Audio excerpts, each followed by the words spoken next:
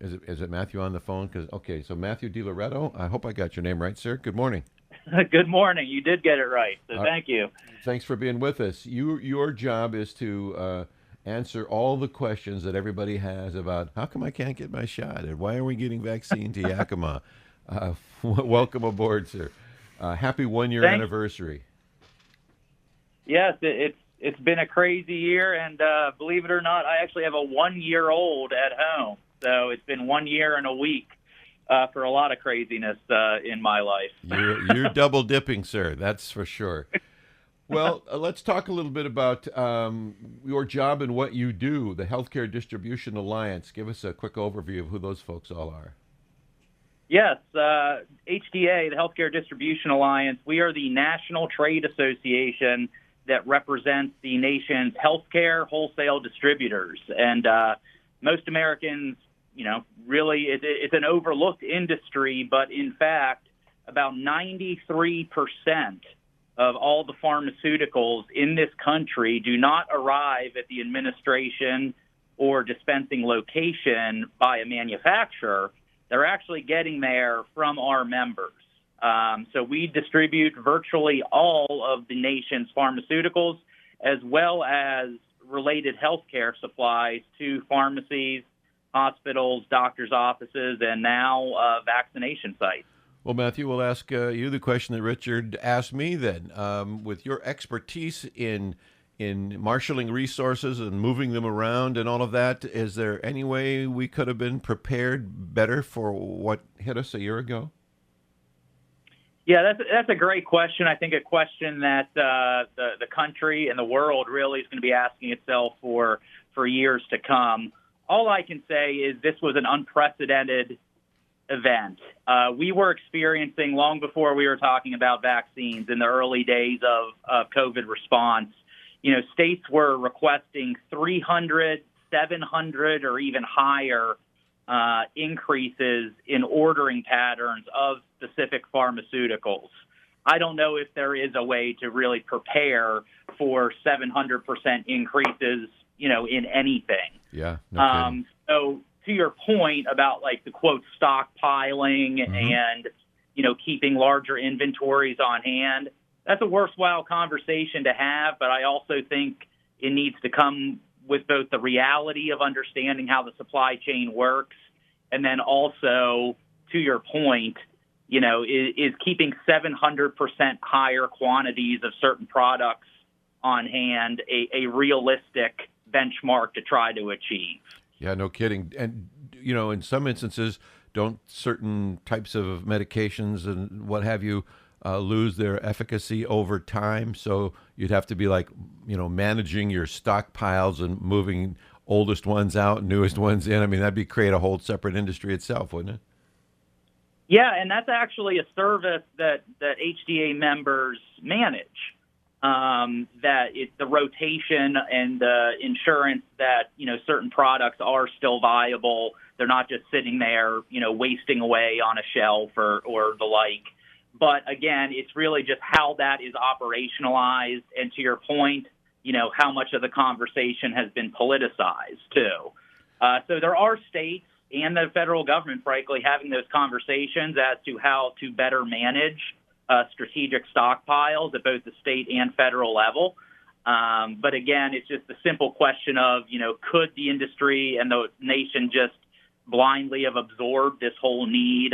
I don't have an answer to that, I hear you. We're talking with Matthew DiLoreto, Vice President of State Government Affairs for HDA. And let's segue to the vaccine itself now. What is your group's role in moving the vaccine around? We've heard all the stories about we can't get it. We've set up the prospect in Yakima for a major mass inoculation place, but we've never gotten the amount of vaccine necessary to operate that for any amount of time. People are driving 90 miles away and more to try to get their vaccines.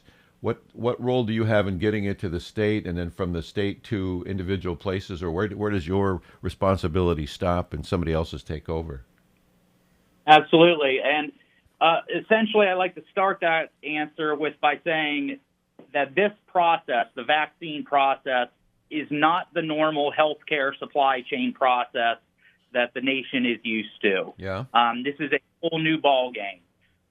So to answer your question on HDA members, a few of HDA members are directly involved in vaccine distribution. Most notably, McKesson, one of our largest members, has been designated by the federal government to be the centralized distributor of all COVID vaccines, Moderna or J&J.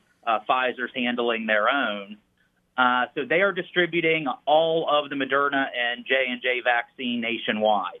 And that direction is being given by the federal government. The federal government is the entity that is allocating the vaccine to the states in certain amounts.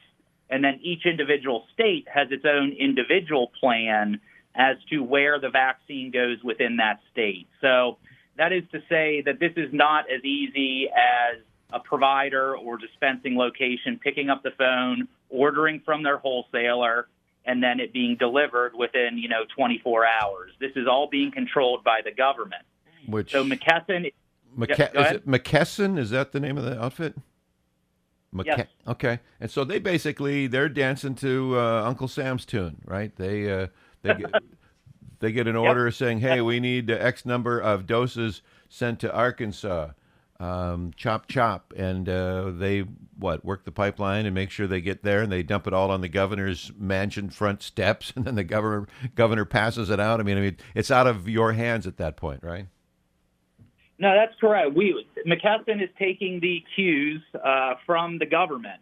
They are managing the logistics of getting the product exactly to where it needs to go. If that's on the front step of a pharmacy that's administering it, or a vaccination site, or a hospital, they are managing that in collaboration with other logistics providers like UPS and FedEx. But yes, they are the ones that have been charged with finding the way to get the vaccine to where it needs to go in the quantity directed by the government. There are also other states like Louisiana that have contracted with other HDA members to handle that final mile inside the state of certain products, but McKesson is the one getting it even to that state. So you guys really are the 30,000-foot view here as much as anything. How, given your experience with deliveries and all of this, how if you were to step back and say, okay, let's gauge how we've done and how we're doing, what kind of grade do you give the overall effort? I mean, first of all, we kicked out a couple of vaccines in record short time, and now they're making their way around. Do you stand back and go, my, this is pretty impressive, or are you saying, what a cluster, I'm surprised we survived it, or somewhere in between? Yeah, well, the phrase I like to use when I'm speaking on this issue is that the supply chain certainly bent. We had some big challenges. Obviously, there are obstacles in the road, but we did not break. There has been no breakdown entirely in the system. And I like to dump it into three buckets. First, you have the supply, right? The manufacturer punching out product. You have the distribution, which is what we handle, the logistics of getting both vaccines and therapies, drugs and supplies to treat COVID are also handled by our member companies. And then you have the administration. And the pattern that we have seen is that if there is product available, and I understand that's a big if to many Americans, if there is product available being manufactured, our members are getting it to where it needs to go within 24 to 48 hours. So as of today, there's been 127 million doses of vaccine distributed, and there's been about 95 million administered. So there still is that delta out there of products being somewhere in the administration side of the supply chain that still need to get into arms.